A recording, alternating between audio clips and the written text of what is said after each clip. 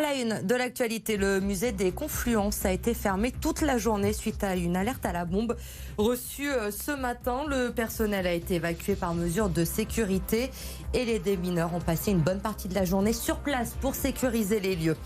Des températures négatives la nuit qui dépassent à peine les 0 degrés en journée. Les sans-abri souffrent du froid depuis une semaine à Lyon. La colère des habitants de la rue Jean Lacroix à Bron. Depuis le début de l'année, les éboueurs ne passent plus qu'un camion-benne ne peut pas faire demi-tour. Résultat, les riverains doivent déposer leurs poubelles au bout de la rue. Une galère pour les personnes âgées.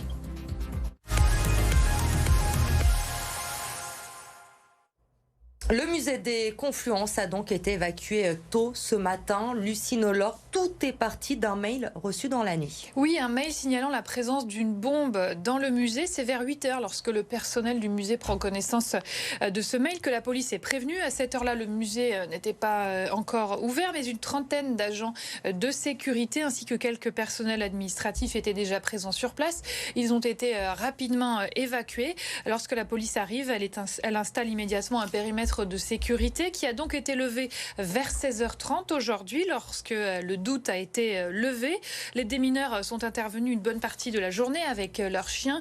Ils ont donc dû fouiller chaque pièce, chaque recoin à la recherche d'une éventuelle bombe sur les 8700 mètres carrés du musée. Le temps d'effectuer toutes ces vérifications. Le musée n'a donc pas ouvert de la journée. Il y a 3 semaines, le même mail d'alerte avait été reçu au lycée Camus-Sermenaz de Rieux-la-Pape. Les cours avaient été annulés toute une matinée. Il s'agissait là aussi d'une fausse alerte à la bombe. Merci Lucie pour ces précisions. Le musée des Confluences rouvrira bien ses portes demain matin pour les visiteurs.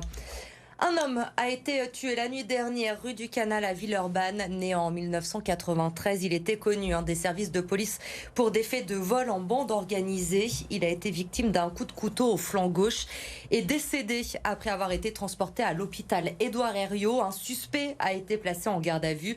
Il est âgé de 30 ans et connu lui aussi des services de police. Selon nos informations, le suspect était alcoolisé à l'arrivée des secours. Une dispute aurait éclaté entre les deux hommes.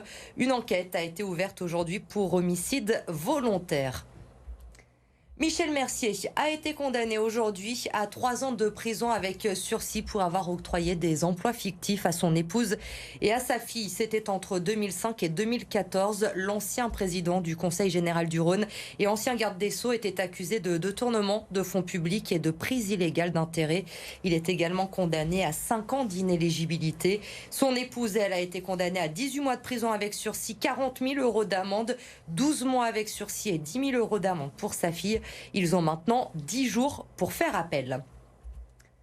L'actualité, ce jeudi, c'est aussi le froid qui s'est installé dans la métropole lyonnaise depuis une semaine. Maintenant, les associations redoublent donc de vigilance.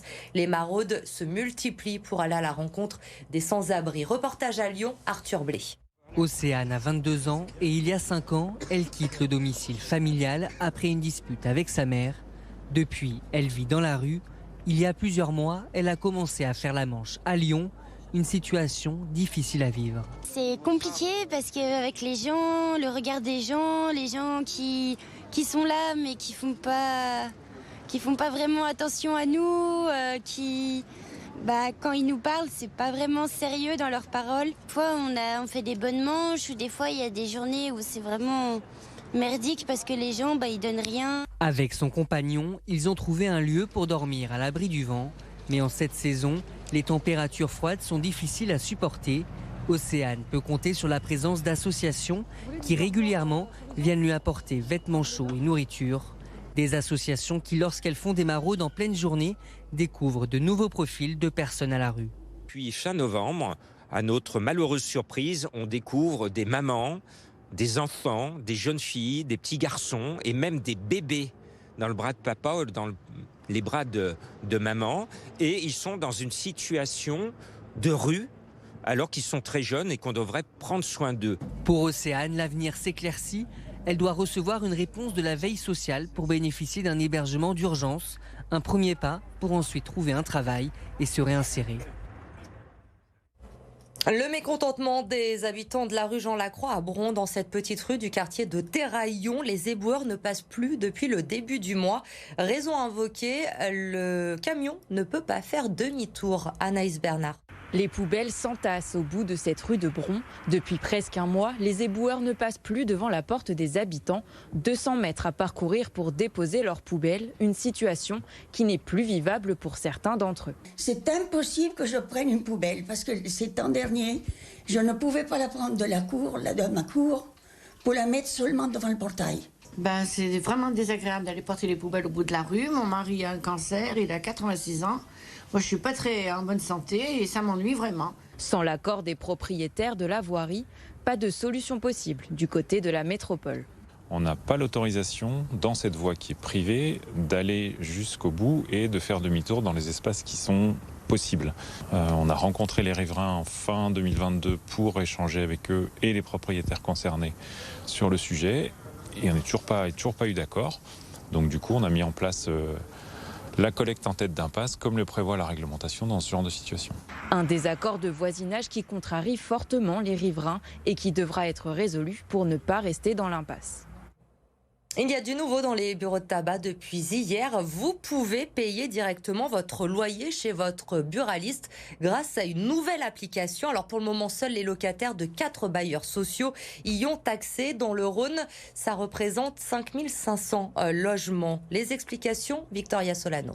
Les impôts, les contraventions et maintenant le loyer. Ce système piloté par la Française des Jeux est proposé chez certains buralistes via une application. Avec cette application, vous pouvez directement venir chez nous, nous montrer votre facture via un QR code et vous pourrez payer en espèces, en CB, par tous les moyens possibles. Ils essayent de nous diversifier afin de nous ramener plusieurs clients et histoire aussi de peut-être combler toutes les taxes sur les cigarettes, nos pertes via quelques produits.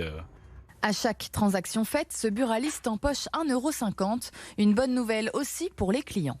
Oui, c'est très bien, ils se diversifient, ils en ont besoin. Parce que ça diminue les cigarettes, tout le monde perd de l'argent partout, si ça peut les aider. Ça reste important de faire vivre les commerces qui soient de quartier ou ici un peu industriels, donc je trouve que c'est une bonne idée ça. Plus proche de chez soi, des horaires allongés, ce nouveau système se veut plus pratique. Dans le département, un seul bailleur social propose cette nouvelle option de règlement. Ça s'adresse quand même plutôt malheureusement à une population souvent précaire qui parfois n'a plus de mode de paiement bancaire, et qui viennent régler leur loyer en espèces. Dans le Rhône, 5500 logements peuvent bénéficier de ce service. 14 millions d'euros, c'est la somme dont aurait besoin la Fondation Fourvière pour rénover la basilique. Elle a donc lancé une grande campagne de mécénat à destination des entreprises et des particuliers. Déjà 640 000 € récoltés. Mais ça ne suffit pas, il faudrait 5 millions d'euros pour commencer les travaux les plus urgents. Depuis 6 ans, il n'y a pas eu de travaux qui ont été faits sur la basilique ni sur le musée. Et donc l'idée, c'est de pouvoir rattraper un petit peu le passé. Et tous ces travaux qui sont d'urgence aujourd'hui, comme une des tours qui se détache un peu, comme des fissures, qui sont urgentes à rénover et à réparer. Il était urgent de lancer cette campagne.